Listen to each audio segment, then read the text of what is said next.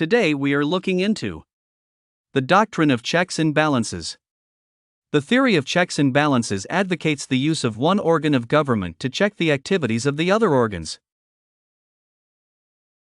This is where the powers of one organ are used to check the powers of other organs. These constitutional acts of checks and balances have to check abuse of office, constitutional violation, and naked use of powers by different organs of government. The doctrine of checks and balances does not advocate fusion of the three organs of government in the performance of their constitutional functions.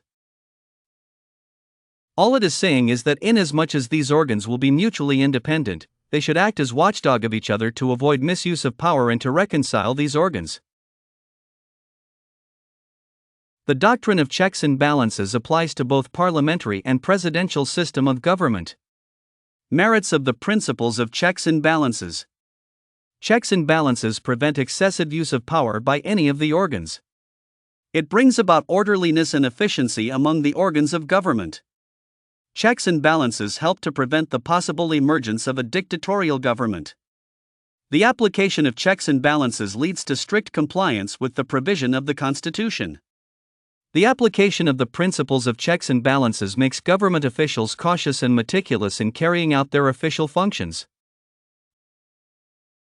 Demerits of the principles of checks and balances.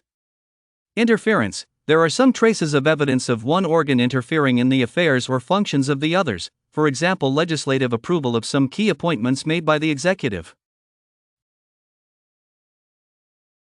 Powers of the President. Through the exercise of prerogative of mercy by the President interferes with the functions of the judiciary, which is detrimental to the theory of separation of powers.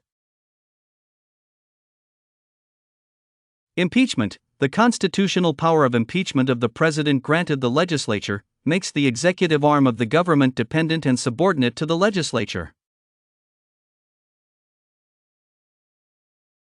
Power of veto. The power to veto acts of Parliament granted to the President makes the President, who is the head of the executive, to be part of the law-making body, the legislature, and this acts as a violation of the theory of separation of powers.